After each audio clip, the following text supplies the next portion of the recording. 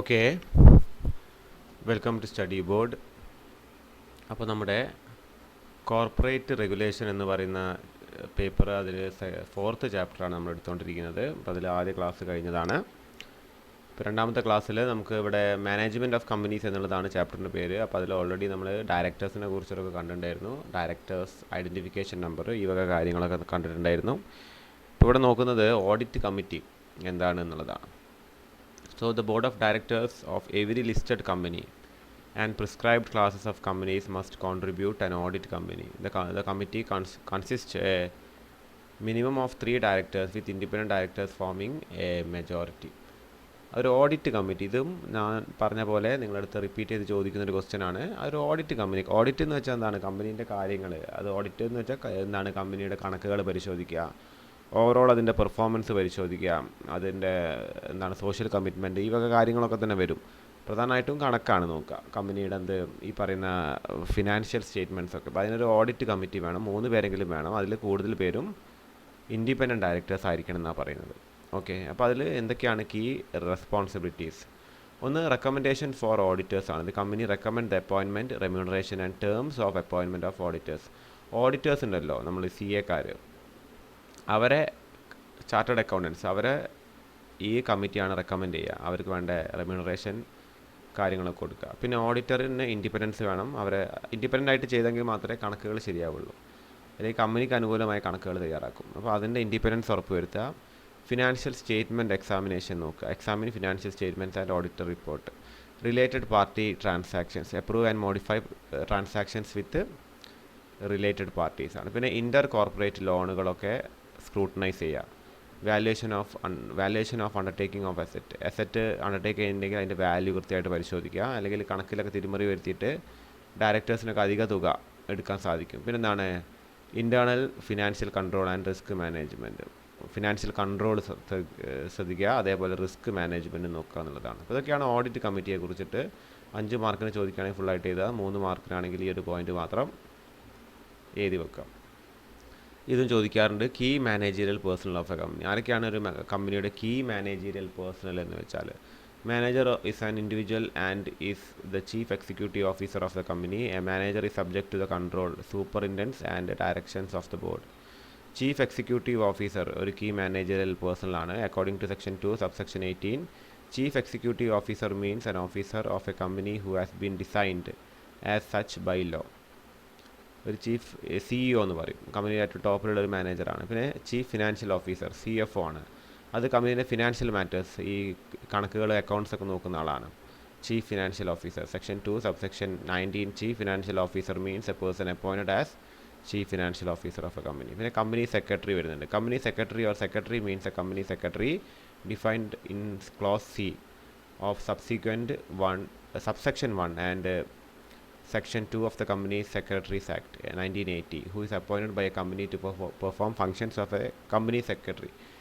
നിയമങ്ങളൊക്കെ അറിയുന്ന ഒരാളായിരിക്കണം. ഒരു കമ്പനി സെക്രട്ടറിയെ എന്താണ് അപ്പോയിൻറ്റ് ചെയ്യുക എന്നുള്ളതാണ്. ഇനി appointment of key managerial personnel ആണ്. എങ്ങനെയാണ് കീ മാനേജറിയൽ പേഴ്സണൽസിനെ നമ്മൾ അപ്പോയിൻറ്റ് ചെയ്യുക എന്നുള്ളതാണ്. According to section 203 and Rule 8, for a listed company and every other public company having paid up share capital of 10 crore or more had to have whole time key managerial personnel. മുഴുവൻ സമയം key managerial personnels വേണം 10 കോടിക്കധികം paid ക്യാപിറ്റലുള്ള കമ്പനീസിന്. അപ്പോൾ അതിൽ ഏതൊക്കെയാണ് key managerial personnels? Managing director അല്ലെങ്കിൽ chief executive officer, അല്ലെങ്കിൽ ഒരു മാനേജറായിട്ട് തന്നെ കമ്പനി സെക്രട്ടറി വേണം, ചീഫ് ഫിനാൻഷ്യൽ ഓഫീസർ വേണം. ഇനി appointment of managing director, whole time director or മാനേജറാണ്. അപ്പോൾ ഈ മാനേജിംഗ് ഡയറക്ടറിനെ, ഹോൾ ടൈം ഡയറക്ടറിനെ മാനേജറിനെ എങ്ങനെ അപ്പോയിൻറ്റ് ചെയ്യുക എന്നുള്ളതാണ്. According to section 196 of the company shall not appoint or employ managing director or manager at the same time. Managing ഡയറക്ടറെ, മാനേജറെ ഒരേ സമയം അപ്പോയിൻറ്റ് ചെയ്യരുത് എന്നുള്ളതാണ്. Further a company shall not appoint or reappoint any person as its managing director or manager or a whole time director for a term exceeding 5 years at a time, and no reappointment shall be made earlier than 1 year before the expiry of his term. വെച്ചിരുന്നാണ് 1 വർഷത്തിന് മുൻപായിട്ട് ഒരാളെ റീഅപ്പോയിൻറ്റ് ചെയ്യരുത്. ഒരു managing director വെക്കുകയാണെങ്കിൽ അപ്പോൾ ഒരു മാനേജറെ വെക്കരുത്. ഇനി മാനേജിംഗ് ഡയറക്ടറെ വെച്ചിട്ട് 1 കൊല്ലം വരെ അയാളെ കൊണ്ടുപോകണം എന്നുള്ളതാണ്. Subject to the provisions of Section 197 of Schedule 5, a managing director, whole-time director or manager shall be appointed in terms and condition of the appointment, and remuneration payable be approved by Board of Directors. അപ്പോൾ ഇവരെ പറയുന്ന ടേംസിനനുസരിച്ചിട്ട് appoint ചെയ്യുക, അവർ remuneration തീരുമാനിക്കുന്നതൊക്കെ board of directors ആണ്. At a meeting which shall subject to the approval of a resolution at the general meeting. പിന്നെ board of directors meeting കൂടി അപ്പോയിൻറ്റ് ചെയ്തിട്ട് ഇവരെ തീരുമാനം എടുക്കുക ജനറൽ മീറ്റിങ്ങിൽ ഷെയർ ഹോൾഡേഴ്സിൻ്റെ വോട്ടോട് കൂടിയിട്ടാണ്. And by the central government in such case appointment is at variance to the condition specified in that schedule. In a disqualification ആണ്, as per this section, no company shall appoint or continue the employment of any person as its managing director, whole-time director or manager who is below 21 years. അപ്പോൾ disqualification പറഞ്ഞത് ഈ key managerial personnels MD, CFO, whole time ഡയറക്ടറൊക്കെ 21 വയസ്സിൽ താവാൻ പാടില്ല. Is അൺഡിസ്ചാർജ്ഡ് ഇൻസോൾവൻസ് എന്ന് വരാൻ പാടില്ല. പാപ്പരത്തൊന്നും ഉള്ള ആളായിരിക്കരുത്. Has at time suspend payment to his creditors, അതായത് ഒരു ക്രെഡിറ്റേഴ്സിനൊക്കെ പൈസ കൊടുക്കാനുള്ള ആളായിരിക്കരുത്. Has it any time be convicted by, കോർട്ടിൽ കൺവിക്റ്റ് ചെയ്യാൻ പാടില്ലാത്ത ആളായിരിക്കണം. അപ്പോൾ കൺവിക്ഷൻ വന്ന ആളാണെങ്കിൽ ഡിസ്ക്വാളിഫിക്കേഷൻ ആണ്. ക്രെഡിറ്റേഴ്സിനൊക്കെ ഒരുപാട് പൈസ കൊടുക്കുകയാണെങ്കിൽ ഡിസ്ക്വാളിഫൈഡ് ആണ്. ഇൻസോൾവൻ്റ് ആണെങ്കിൽ ഡിസ്ക്വാളിഫൈഡ് ആണ്. 21 വയസ്സിന് താഴെയാണെങ്കിൽ ഡിസ്ക്വാളിഫൈഡ് ആണ്. പിന്നെയാണ് സെക്രട്ടേറിയൽ ഓഡിറ്റ് ഓഫ് കമ്പനീസ്. അതിവിടെ പറഞ്ഞിരിക്കുന്നത്, in the Companies Act 2013 there is a provision for secretarial audit for bigger companies. വലിയ കമ്പനികൾക്ക് ഒരു സെക്രട്ടേറിയൽ ഓഡിറ്റിനെ കുറിച്ച് പറയുന്നുണ്ട്. According to section 204 of the Companies Act, every listed company and a company belonging to other classes have to do a secretarial audit. എല്ലാ listed company, വലിയ കമ്പനികൾക്ക് ഒരു secretarial audit നടത്തണം. അപ്പോൾ ഈ കമ്പനികൾ സെക്രട്ടറി തലത്തിലുള്ള ഓഡിറ്റ് നടത്തണം. സോ എല്ലാ പബ്ലിക് കമ്പനികളും പെയ്ഡ് അപ്പ് ക്യാപിറ്റൽ 50 കോടിക്ക് മുകളിലാണെങ്കിൽ, every public company having a turn over 250 കോടിക്ക് മുകളിലാണെങ്കിലും എന്ത് ചെയ്യണം, ഒരു സെക്രട്ടറി തലത്തിലൊരു ഓഡിറ്റ് നടത്തണം എന്നുള്ളതാണ്. ഇനി മാനേജീരിയൽ റെമ്യൂണറേഷൻ ആണ്. അപ്പോൾ എന്താണ്, the companies act put certain restrictions in managerial remuneration. As every corporate organisation tries to maximise its profit, managerial remuneration is a driving force which entails the top level executive. Managerial remuneration ആണ് driving force ആണ്. The details of the managerial remuneration clearly explained in section 197 of the Companies Act 2013 ആണ്. കൃത്യമായിട്ട് remuneration പറയുന്നില്ല, എന്നാലും അത് maximum ആക്കാൻ പാടില്ല എന്നുള്ളതാണ് പറഞ്ഞു വെക്കുന്നത്. ഇനി ഡയറക്ടർ മാനേജിങ് ഡയറക്ടർ തമ്മിലുള്ള വ്യത്യാസങ്ങളാണ്. അപ്പോൾ അതിലൊരു 5 പോയിൻ്റ് അവിടെ കൊടുത്തിരിക്കുന്നത്. റെസ്പോൺസിബിലിറ്റി നോക്കിക്കഴിഞ്ഞാൽ director take the responsibility for framing policies, നയങ്ങൾ രൂപീകരിക്കാനൊക്കെയാണ് ഡയറക്ടേഴ്സ് റെസ്പോൺസിബിലിറ്റി എടുക്കുക. ഈ നയങ്ങൾ ഇംപ്ലിമെൻറ്റ് ചെയ്യലാണ് മാനേജിങ് ഡയറക്ടർ പണി. ഇനി റോൾ നോക്കിക്കഴിഞ്ഞാൽ director does not take part in day to day management ആണ്. പക്ഷേ managing director day to day affairs of the company take part ചെയ്യും. അപ്പോയിൻറ്റഡ് ബൈ ഷെയർ ഹോൾഡേഴ്സ് ആണ് ഡയറക്ടേഴ്സ്. ഇത് ബോർഡ് ഓഫ് ഡയറക്ടേഴ്സ് ആണ് managing director appoint ചെയ്യുക. അതിൻ്റെ വോട്ടെടുപ്പ് നടത്തിയിട്ട് ഷെയർ ഹോൾഡേഴ്സിൻ്റെ വാങ്ങുന്നുള്ളത് മാത്രമേ ഉള്ളൂ. മാക്സിമം നമ്പർ ഇയാൾക്ക് 20 കമ്പനി വരെയാണ്. ഇയാൾക്ക് എന്താണ്, ഒരു കമ്പനിയിലെ മാനേജിങ് ഡയറക്ടർ ആകാൻ പറ്റുള്ളൂ. സ്റ്റാറ്റ്യൂട്ടറി റിക്വയർമെൻറ്റ് എന്താണ്, കമ്പൾസറി ഫോർ ഓൾ കമ്പനിയാണ്. ഇത് കമ്പൾസറി ഒന്നുമല്ല, മാനേജിങ് ഡയറക്ടർ വേണമെന്നൊന്നും നിർബന്ധമില്ല എന്നുള്ളതാണ്. അപ്പോൾ ഇതാണ് ഡയറക്ടർ മാനേജിങ് ഡയറക്ടർ നമ്മളുടെ ഡിഫറൻസ് ആയിട്ട് പറയുന്നത്. ഇനി വളരെ ഇമ്പോർട്ടൻ്റ് ആണ്, ഒരുപാട് വട്ടം essay ഒക്കെ ചോദിക്കുന്ന ഒരു ക്വസ്റ്റ്യൻ ആണ് കോർപ്പറേറ്റ് ഗവേണൻസ്. അപ്പോൾ ഞാൻ പറഞ്ഞു, കോർപ്പറേറ്റ് സ്ഥാപനങ്ങൾ ഗവേൺ ചെയ്യപ്പെടേണ്ടതാണ്. അത് മാനേജ് ചെയ്യുന്നതിനെക്കാളും കൂടുതൽ ഗവേൺ ചെയ്യണം. അതായത് ഗവൺമെൻറ് ചെയ്യുന്ന മാതിരി എന്താണ്, എല്ലാ മേഖലകളിലും തൊഴിലാളികളെ പറ്റിയിട്ടും അതിൻ്റെ കസ്റ്റമേഴ്സിനെ പറ്റിയിട്ടും പബ്ലിക്കിനെ പറ്റിയിട്ടൊക്കെ ഒരു കമ്പനിക്ക് ധാരണ വേണം. കമ്പനിയും ഇപ്പോൾ ഗവൺമെൻറ്റുകൾ കഴിഞ്ഞാൽ പ്രൈവറ്റ് സ്ഥാപനങ്ങളാണെങ്കിലും വലിയൊരു ആൾക്കാർ ഡീൽ ചെയ്യുന്ന സ്ഥാപനങ്ങളാണ്, അല്ലെങ്കിൽ വലിയ രീതിയിൽ ക്യാപിറ്റലൊക്കെ വരുന്ന സ്ഥാപനങ്ങളാണ് കമ്പനീസ് എന്ന് വെച്ചാൽ. അതുകൊണ്ട് തന്നെ കോർപ്പറേറ്റ് ഗവേണൻസ് അവിടെ അത്യാവശ്യമാണ്. So corporate governance refers to set of system, principle and process by which a company is governed. അത് കമ്പനി ഗവേൺ ചെയ്യുന്ന സിസ്റ്റം, പ്രിൻസിപ്പിളും പ്രോസസ്സിനെയാണ് കോർപ്പറേറ്റ് ഗവേണൻസ് എന്ന് പറയുന്നത്. They provide the guidelines as to how the company can be directed. Company എങ്ങനെയാണ് direct ചെയ്യപ്പെടേണ്ടത് എന്നുള്ള guidelines ആണ് corporate governance. Or controlled such as it fulfils goals and objective. അതിനെ control ചെയ്യുന്നതാണ്, അതിന് ഗോളും ഒബ്ജക്റ്റീവും ഒക്കെ ഫുൾഫിൽ ചെയ്യുന്നുണ്ടോ എന്നുള്ളത്. In a manner that adds value to the company and is also beneficial for all stakeholders in the long ടേമിൽ എന്താണ് സ്റ്റേക്ക് ഹോൾഡേഴ്സിന് benefit ആവുന്നുണ്ടോ എന്ന് നോക്കുക. Stakeholders in this case would include everyone ranging from board of directors, management, shareholders. അപ്പോൾ ഇതൊക്കെ സ്റ്റേക്ക് ഹോൾഡേഴ്സാണ്. ഇവർക്ക് താല്പര്യങ്ങൾ അനിക്കുന്ന തരത്തിൽ പെരുമാറരുത് എന്നുള്ളതാണ്. Employees and society. The key management of the company hence assume the role of a trustee. എല്ലാവരും ട്രസ്റ്റി ആയിട്ടാണ് key managerial personnels work ചെയ്യേണ്ടത്. The key aspect of a good corporate governance include transparency of a corporate structure and operations, the accountability of managers, board of directors and corporate social responsibilities towards അപ്പോൾ CSR നമുക്ക് പഠിക്കാനുണ്ട്. അപ്പോൾ corporate സ്ഥാപനങ്ങൾക്ക് ഒരു social responsibility ഉണ്ട്. അപ്പോൾ അതിനെക്കുറിച്ചിട്ടൊന്നാണ് corporate ഗവർണൻസിൽ പറയുന്നുണ്ട്. Companies around the world are realising that better corporate governance adds considerable value to operational performance.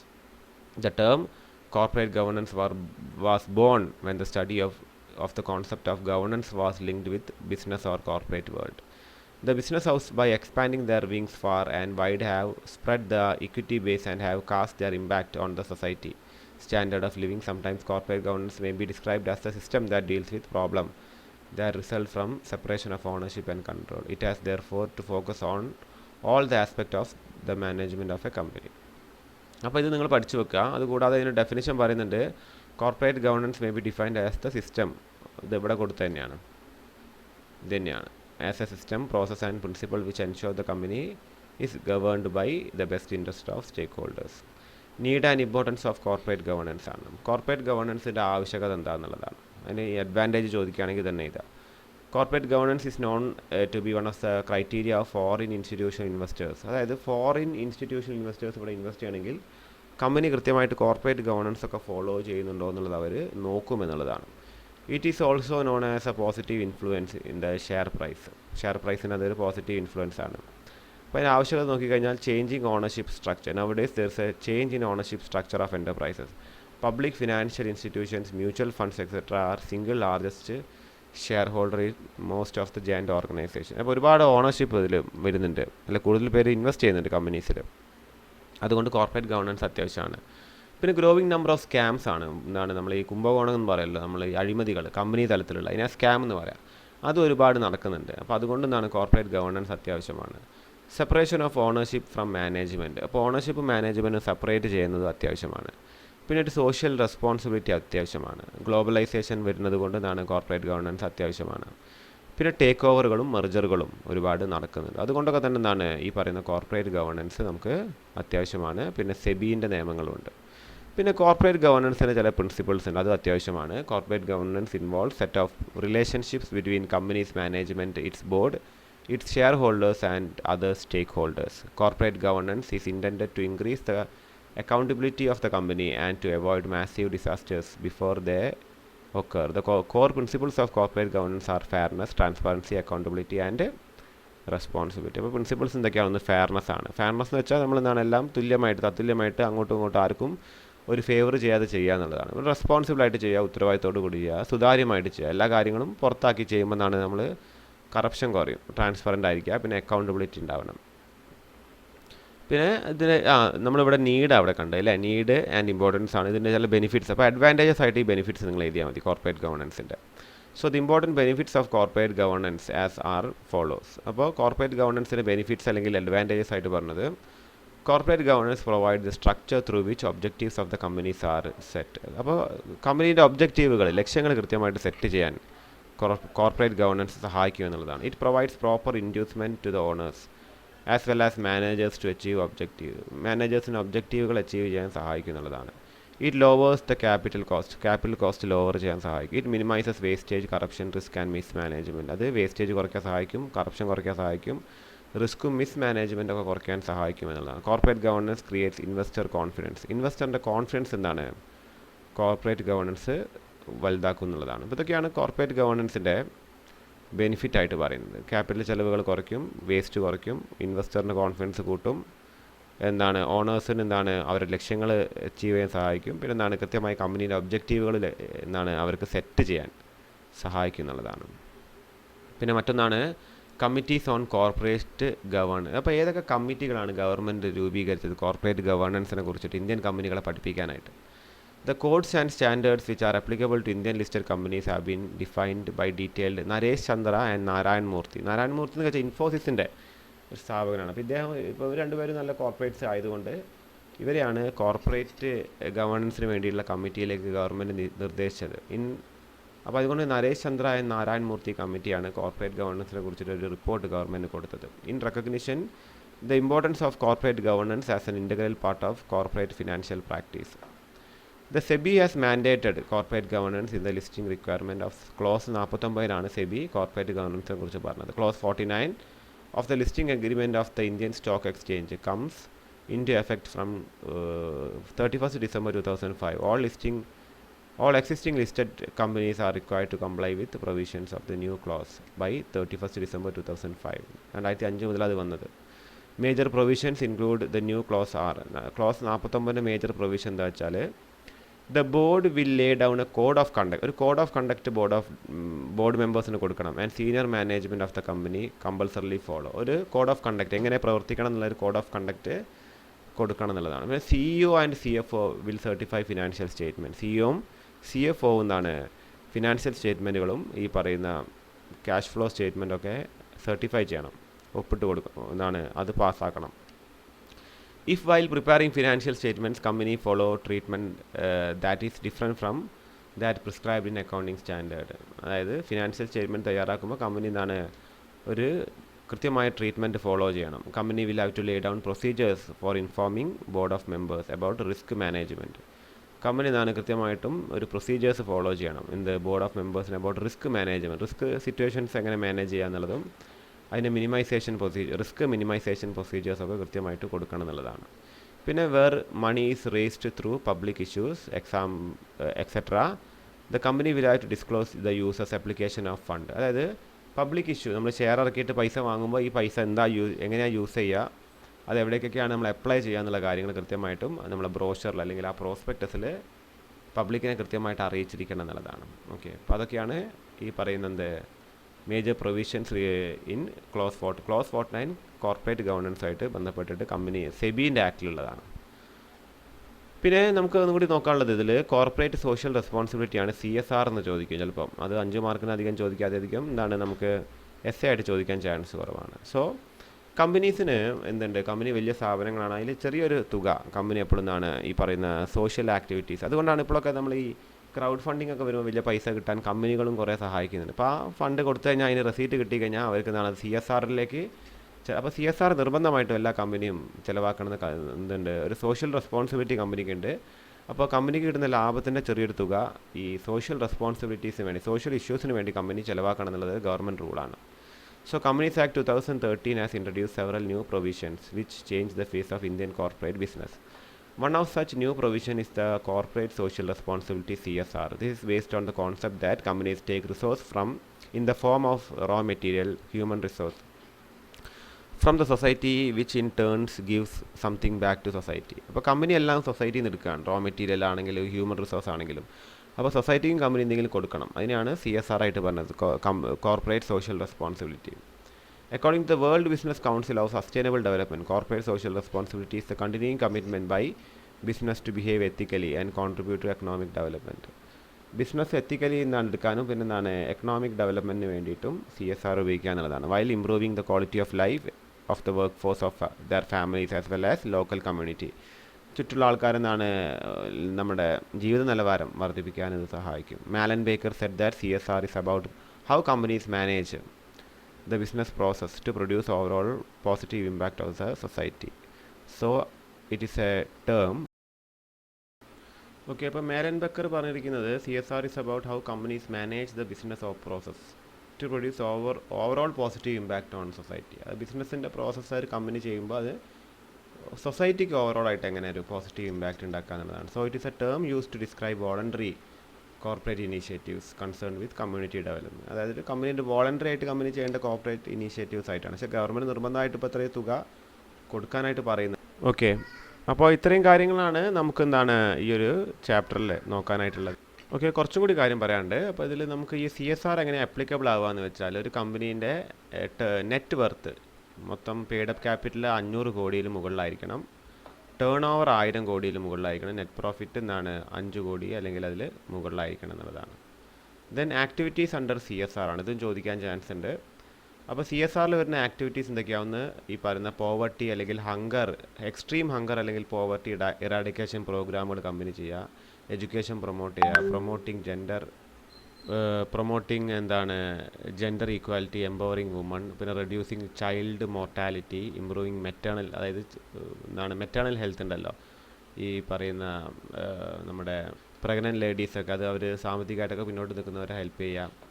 പിന്നെ HIV വൈറസിനെതിരെ കോമ്പാക്ട് ചെയ്യുക, ഇമ്മ്യൂൺ ഡിഫിഷ്യൻസി, മലേറിയ, ഈ വക കാര്യങ്ങൾ. എൻവയോൺമെൻറ്റൽ സസ്റ്റൈനബിലിറ്റിക്ക് വേണ്ടി എംപ്ലോയ്മെൻറ്റ് എൻഹാൻസിങ് വൊക്കേഷണൽ സ്കിൽസ് വർദ്ധിപ്പിക്കാൻ. പിന്നെ പ്രൈം മിനിസ്റ്റേഴ്സ് നാഷണൽ റിലീഫ് ഫണ്ടിലേക്ക് സംഭാവന ചെയ്യാം. ഈ വക കാര്യങ്ങളൊക്കെയാണ് ഇതിൽ വരുന്നത്. ഓക്കെ, അപ്പോൾ ഇത്രയാണ് CSRനെ കുറിച്ച്. അതും എസ്സേ ചോദിക്കുകയാണെങ്കിൽ ഫുള്ളായിട്ട് എഴുതുക, അല്ലെങ്കിൽ 5 മാർക്കിന് ചോദിക്കുകയാണെങ്കിൽ ഇത്രയും പോർഷൻസ് മാത്രം എഴുതി വെക്കാം. ഓക്കെ, അപ്പോൾ ഇത്രയാണ് വരുന്നത്. അപ്പോൾ ഇതാണ് നമ്മുടെ ഈ ഒരു ചാപ്റ്ററിൽ വരുന്നത്. ഓക്കെ, ബാക്കി നമുക്ക് ഇനിയിപ്പോൾ നെക്സ്റ്റ് ചാപ്റ്ററാണ് 5ാമത്തെ ചാപ്റ്റർ. അത് കമ്പനി മീറ്റിങ്സിനെ കുറിച്ചിട്ടാണ്. ഓക്കെ.